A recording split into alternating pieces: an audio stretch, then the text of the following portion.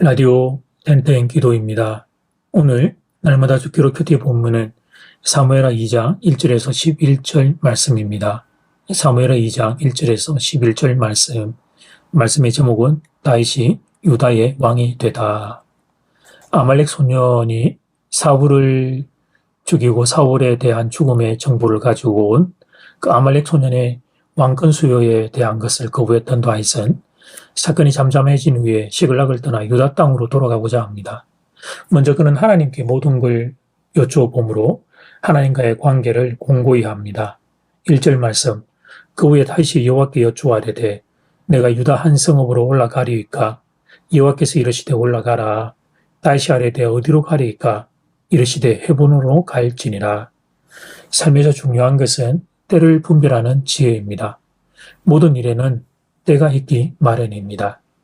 다윗은 결코 자신의 때를 자기가 결정하지 않았습니다. 그는 매사를 하나님께 여쭤봅니다. 다윗의 인생의 아름다움 중에 하나가 여기에 있습니다.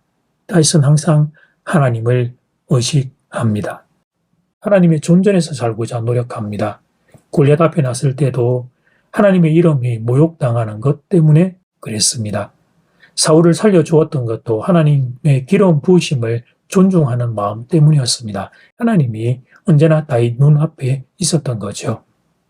그리고 오늘 본문에서 유다 땅으로 올라가는 것과 관련해서도 그는 하나님께 여쭤봅니다. 사랑하는 여러분, 본문의 상황에서 다윗의 입장이 잠깐 되어 보았습니다. 자신을 추격하던 사울이 죽었습니다. 그런데 자신은 여전히 이방 땅 시글락에 살고 있습니다.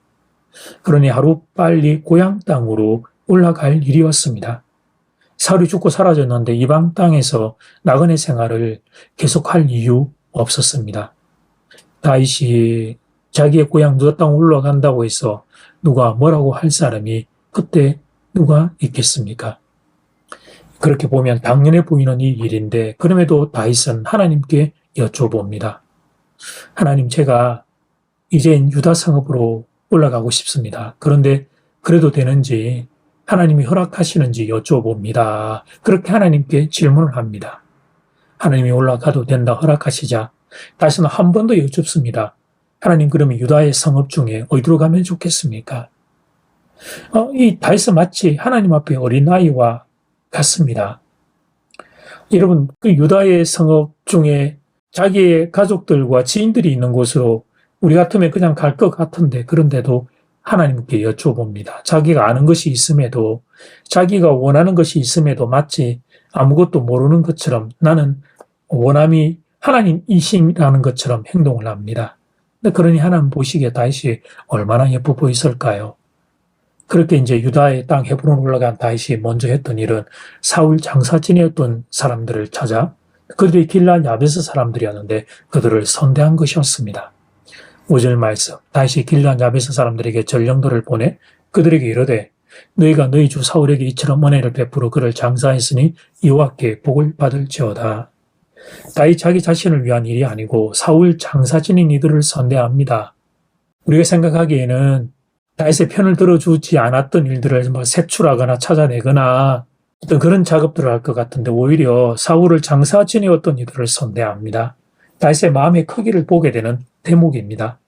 어떤 의미에서 사울은 다윗의 원수라고 할 수 있습니다. 사울이 다윗을 죽이고자 10년의 세월을 쫓아다녔으니 말입니다. 그런데 그 원수 같은 사울을 장사 지내어준 길르앗 야베스 사람들을 선대합니다. 사울을 이스라엘의 왕으로 생각했기에 가능한 행동이었습니다. 이 역시 나라를 생각한 마음이자 하나님을 생각한 마음이었습니다. 시간과 힘이 생기면 사람들은 원수 갚는 일에 몰두합니다. 그것이 일반적인 인간들의 모습입니다. 그런데 다윗은 긍휼을 베풀고 있습니다. 하나님의 마음으로 긍휼을 베풀고 있습니다. 다윗은 진정 왕의 자격을 갖춘 사람이었습니다. 바라기는 우리의 마음이 이렇게 될 수 있으면 좋겠습니다. 원수 갚는 것이 아니라 긍휼 베푸는 마음이 될 수 있으면 참 좋겠습니다. 하나님이 다윗 보실 때 얼마나 더 예쁘셨을까? 하나님께 여쭤보고 또 여쭤보고 또 유다에 가서는 원수 갚는 것이 아니라 긍휼 베푸는 다윗을 보실 때 하나님이 그 다윗이 얼마나 예쁘게 보이셨을까? 지난 토요일 서울 이태원에서 안타까운 일이 일어났습니다. 그 일과 관련해서 마음 아픈 모든 분들을 하나님이 깊이 위로해 주시기를 바랍니다. 이 땅의 어느 누구도 이 아픔을 정쟁화하는 이들이, 정치 쟁점화하는 이들이 아무도 없기를 바랍니다. 이 땅에 긍휼의 마음이 흘러가기를, 긍휼의 마음만이 흘러가기를 간절히 소원합니다. 이제 첫 번째 기도 시간입니다. 받은 말씀과 개인 기도 제목을 가지고 함께 기도하는 시간입니다. 이 시간 다 함께 마음을 모아 주님 앞으로 나아가겠습니다.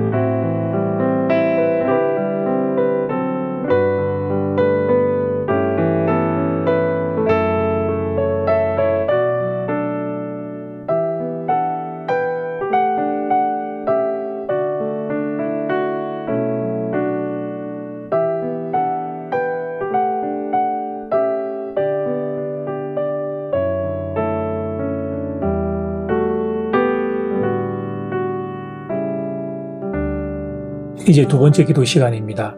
삶에서 중요한 것은 때를 분별하는 것입니다. 근데 다윗은 그 때를 자기가 결정하지 않고 하나님께 여쭈어 봅니다.